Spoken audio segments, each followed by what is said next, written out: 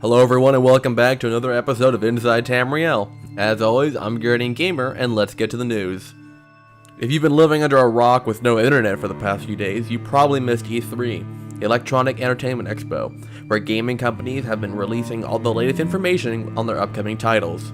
As someone who's been keeping track of almost every game shown there, all I can say is that the games look great and that my wallet's gonna be pretty empty this winter. Zenimax was also at E3 this year, showing us some of their new titles coming out. But, if you were hoping that Zenimax would reveal something new for Elder Scrolls Online this year, you will be disappointed. No announcements were made, but they did have a booth where people could try out a PvP system, in a small arena-type format of 3 teams of 3 going at it. Players will know that this 3v3v3 game type is not actually in the game of Alliance War, and Zenimax has said that this game mode is only to promote the game. It will not be added to the public servers unless it was really asked for. Atropos on Tamriel Foundry posted an article talking about this arena game mode and what effect it could have on the game overall if it was ever actually implemented. On one side, these matches would probably be short and competitive game types like World of Warcraft's PvP arena, and could provide a more competitive edge for certain players. On the negative side, these smaller games would most likely demand classes and abilities to be drastically altered to balance out PvP fights. While these challenges might work on such a small scale, they'd undoubtedly damage combat played out in the large-scale PvP in Cyrodiil, but also for PvE combat against monsters. Like Zenimax has said, this arena mode was never planned to be put into the actual game, but the fact that they actually designed such a mode to begin with brings up some interesting, if problematic, discussions. If you want to know more, be sure to check out the post by Atropos on the Tamriel Foundry, or the article on the Elder Scrolls Off the Record website. That's all the news from Zenimax this week. Now let's take a look at some things happening in the community. From Shoddycast comes the next episode in their Elder Scrolls lore series. This one tells of the Daedric Prince revered by the Dumner and Khajiit, Azura, the embodiment of transition and change. Coming from Tamriel Foundry are 2 different articles. The first is the latest version of the Foundry Tactical Combat plugin, version 0.32, with a number of bug fixes and configuration options.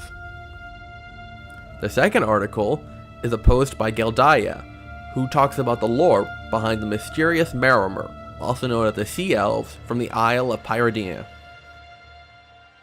From TheHumanFloyd comes part 4 in his Roleplaying Beginner's Guide, explaining more about roleplaying and common mistakes made by new roleplayers. Finally, over on the TESO Elite comes an article from Kaleka, and is all about the crafting system in Elder Scrolls Online, and how to equip yourself for your adventures. For those of you who don't know much about crafting, or want to learn a few more things, be sure to check this out. There's a few highlights from the community. However, there's a bunch more out there for people to take a look at.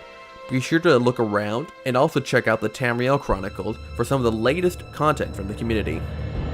Alright everyone, let's head over to see how PvP is going in the Wabbajack Campaign starting Wednesday, June 11th, 2014. By Wednesday, Daggerfall troops were able to take back the Ebonheart scroll from the Dominion and store it inside rails. Meanwhile, the Dominion had sent troops to retake the fort of Robeck, along with the forts of Bleecker and Chalman. By Wednesday night, the Dominion was able to push hard into Daggerfall territory and retake the Ebonheart Elder Scroll, but was intercepted by Ebonheart troops, who returned it to their own territory. During this time, the Dominion was also able to capture the central keeps and claim emperorship for the Dominion, crowning Clone Inc. as the Dominion Emperor. By Thursday night, the Dominion owned most of the map and most of the central keeps to maintain their emperorship.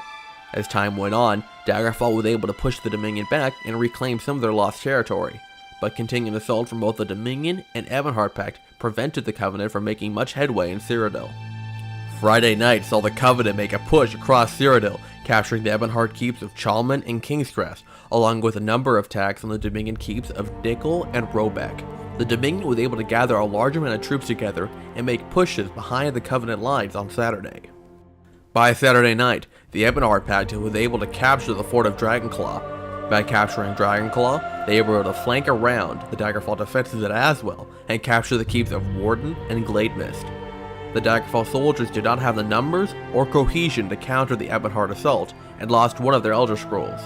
The Dominion was also in control of over half of Cyrodiil at this time. By Sunday, the Covenant was able to retake most of their home keeps, but was still missing one of their scrolls. The Keep of Dragonclaw is a very strategic keep for either Daggerfall or Ebonheart troops, as they are able to flank the enemy's keeps and make pushes towards the scrolls. The Ebonheart Pact was able to do this on Monday night and tried to retake the Elder Scroll the Covenant had recovered. The Covenant was able to repel the Ebonheart assault, but the Dominion was able to capture the keeps of Ash and Azwell from the Covenant as they made their push for Emperor. Tuesday night saw the Daggerfall Covenant and Ebonheart Pact hold most of the map, but the Aldmeri Dominion was able to use an exploit to bring a large number of people to bear on the Keep of Warden and take it from the Covenant. This glitch seems to involve players teleporting to another player even if the population cap on a server is reached. This has been confirmed on the Zenimax forums as an issue. Closer to midnight, the Ebonheart Pact made a push westward across Cyrodiil and captured the forts of Dragonclaw, Azwell, Glademist, and Rails from the Covenant, and was able to take one of the Covenant's Elder Scrolls. From taking a look at the scoreboard, the Covenant has been able to do something remarkable by closing the gap between themselves and the Ebonheart Pact. However, with the Dominion gathering people together from other campaigns to harass Covenant soldiers, the grand fight for first place between the Ebonheart and Daggerfall seems like it will not happen. There are only a handful of days left in this campaign before it ends, and many are losing heart. However, there are still some Daggerfall troops who are trying to give it their all to try to close the gap between themselves and the Ebonheart Pact and grab victory. Will Daggerfall be able to succeed against an aggressive Ebonheart and Aldmeri Dominion at their borders? We will have to wait and see. Alright everyone, thanks so much for watching. As always, if you like what you see, stay tuned for more. And if you have any thoughts, be sure to put them down in the comments below.